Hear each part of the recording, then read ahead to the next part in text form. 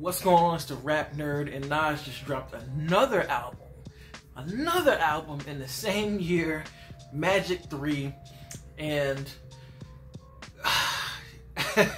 this is insane, honestly. Nas has broken history with his consistency and quality over this period of time, dropping 6 albums starting in 2020 to 2023, and all 6 are great.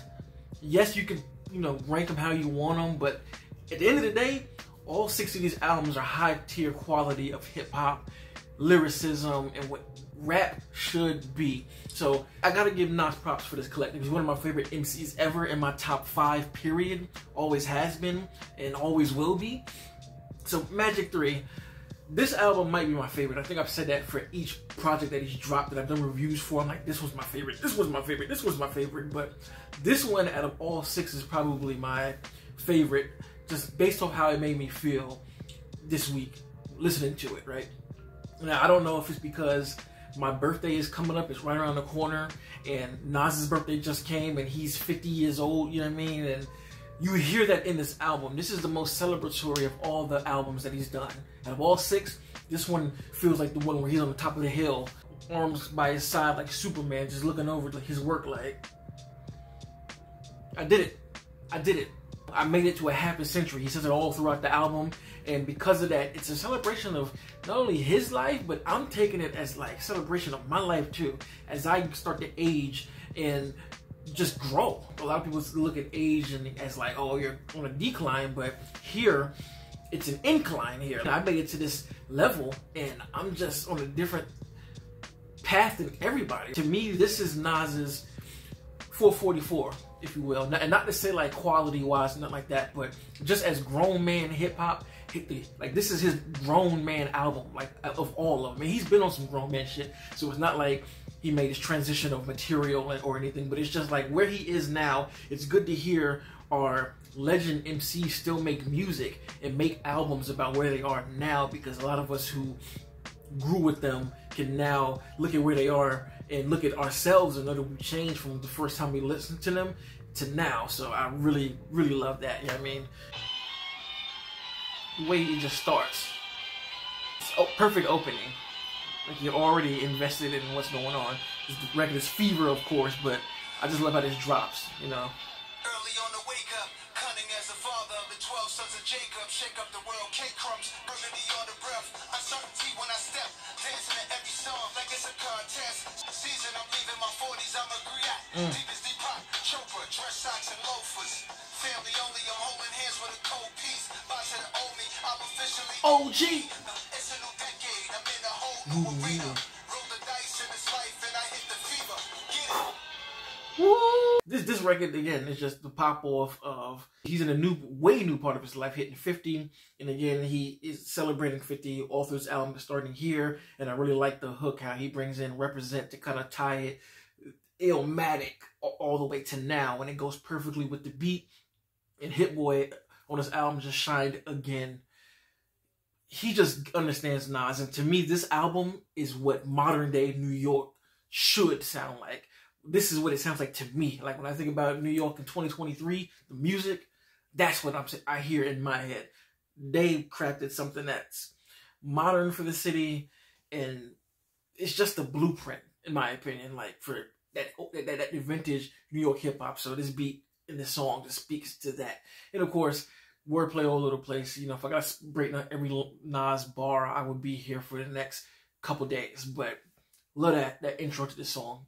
Then we get to the next record, Tisk. All I see is blurbs, all I see is words, nerds talking about what they did see or heard, and all they say is this, but they ain't saying Shit. They talk reckless when I do not work for them. They say come harder, come smarter, which one it is, which one you want to hear, since you such a music whiz. First, there's a lot of people who just, I'm not gonna say any names, but there's definitely some higher, pretty popular music reviewers who have no idea what they're talking about. I listen to their stuff and just hear what they say, and I'm like, that bar went over your head because you don't understand the culture, not a part of the culture. So I feel like that's what this song is about. And I'm trying to find the line when he literally says the title of the record, he goes, Tisk. Don't be scared to execute the vision locked in. Get back to the art, not the trends. Tisk. I'm mainly That sums up the whole record, and then this beat is just hard again. It's very eerie sounding, but menacing from the standpoint of Nas, like he's like an entity rolling up on you, letting you know what he's talking about here. So definitely love that hard ass track for number 2. And then we get into Superhero Status, which I think is pretty obvious if you read the title about, you know, what's being said here. I mean, there's a lot of bars that reference superhero-esque things. Send the enemies, we ain't scared of action. It's a metaphor to himself in regards to hip-hop. Superhero Status is a different level of emceeing, not only because he has the age and wisdom, but just because the skill set is still miles ahead of 98% of hip-hop rappers out there, and this is Nas at 50, and I feel like he's sharper now than he's ever been, and this song is a testament to that. Lines move at the speed of light. If you blink, you might miss them. I mean, that in itself speaks to Nas in general, so dope record there. Then we go into I Love This Feeling. This is another celebratory record of Nas just speaking about the place that he's in, the places that he's been, the luxury in being able to explore and do new things and do as he pleases. You know, within the hook, he's saying a lot of things in there, like, I love this feeling. You know, getting fly just to go to the studio. You know, I might juice all week because I love this feeling. And it's this journey of start to present in these many years and these different things that he's learned, and can apply those nuances to whatever he does. And then we go to No Tears, where he's talking to his older self from a younger perspective. It's one of those reassuring tracks because, again, when you age, sometimes you have this, not gonna say a crisis like you're flipping out, but it is a crisis. You're 50, whether you're 30, you're 40, you're 50. When you hit these monumental numbers, you start to think about things like, am I on the right path? Did I do what I needed to do? Blah, blah, blah, whatever it is it may be. And this is his younger self speaking to him, letting him know, like, you know, you did everything you're supposed to do. And even through all of the things that could have brought you down, you still got through it. You know, that's why on the hook he's like, you're a ghetto, ghetto baby. The idea of having no more fears because you went through so much to get to this point now, to reach a certain level of success. And even in the end, he's like, I heard when you 50-50, you get richy with all things. You know what I mean? It's important to say that. And then you get to my favorite track on here, which is just kind of bar heavy. Never Die, featuring Lil Wayne, who smoked the shit out of this record. To rhyme with icons for 32 bars, and then he breaks the 2 bars down, so it's kind of like 2 bars per bar. Icons, stepping on pythons, like, and of course Nas went crazy. No slight to Nas, but Lil Wayne stole his track, and I think Nas is aware of that. That's why he chose him to go on this beat. Like, as soon as the beat dropped and I heard Lil Wayne's name, I'm like, oh yeah, he's about to crush this. And Lord had mercy, did he crush it. Such an aggressive beat that reminded me of something from Kanye from his earlier days in the College Dropout. Like, I love this record. Then we get to the next record, Pretty Young Girl, and this is yet another thing about him in his age, discussing pretty much spend his forever with you.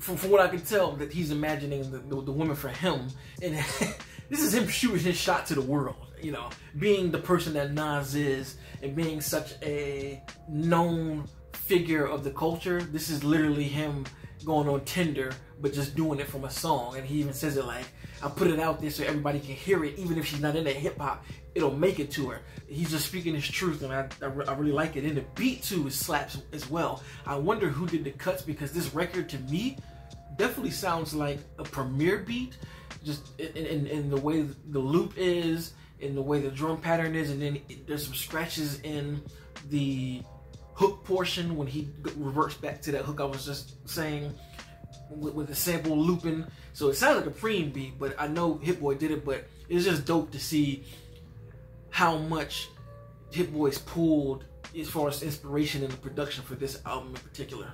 And then we get to the next 2 records, now based on true events, part 1 and part 2. And this is Nas going right back into his storytelling bag that he does so well. And I like how it's broken down into chapter 1, chapter 2, so you can keep up with it just in case you may have missed something. I feel like it's a nice way to have somebody like, okay, we're going to the next chapter, let me rewind back because I missed some details here.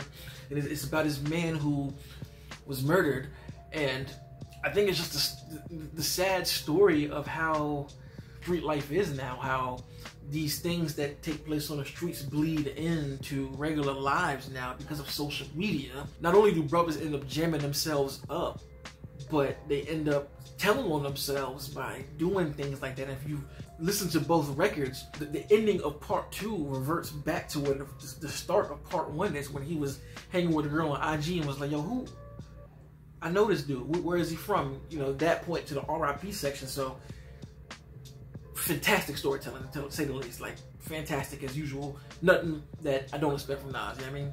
Then we get to the next record, Sitting With My Thoughts, and it starts with a little audio excerpt from Nipsey. And this record sounds like something of Nipsey's catalog, you know what I mean? And Nas just reflecting on the losses he took being in the position of what he spoke for on the hook to OGs and young bosses. So we bounce back when we take losses. As long as the ultimate L, which is life, is lost, there's always room to come back, and don't let the wrong thing fuel you. And again, that's a tie-in to King's Disease, a great way to bring it all back here with such a powerful instrumental. Let me get you another joint that's one of my favorites called Blue Bentley, and this is that New York bop. It's that club New York right here. Like, this is what I was talking about earlier, that when New York MCs want to go outside of the boom bap and do something with some energy that can be in a club, I feel like this bounce is the bounce for NY, and I love it. It's kind of him taking a step back into feeling himself for being where he is in life. 2 girls, 1 city, both want to stay with me. Drop top blue Bentley, say my life ain't litty. Like, I'm 50 and I'm still doing this. I ain't got nothing to hide. I'm sure of myself. I'm looking for Miss Right, but until then, cinnamon twos. I don't know how more straightforward you can be about that. So this is just the escapades of Nas when he's on his element, wanting to do what he wants, be seen in the city and be flashy for himself and to bring the ladies in. Love this record. And then we get the Jodeci member, which the first verse kind of ties up the Blue Bentley record of why he was doing those things. And then it goes into the hook, which changes the dynamic completely of the song when it's like, try me, when that hook comes in there. And you know, he's like, try me like new shoes, try me like vegan food. Like, it's a whole bunch of things that came to him from trying stuff. As you get older, you start to lose his ego and big head, and he's like, I'll try stuff. And yeah, and then the second verse just goes into the concept of trying new things from himself, and also giving advice of things that you should try. Like, he opens the bar saying, carry 20s, not 100s, because you spend less. Something simple as that. Or, you know, talking about how a fine girl asked to be on the track with Hit, and, you know, his response was, you could sell diet pills, make that an acquired hit, and then you put a fine chick in the studio and she writes a hit.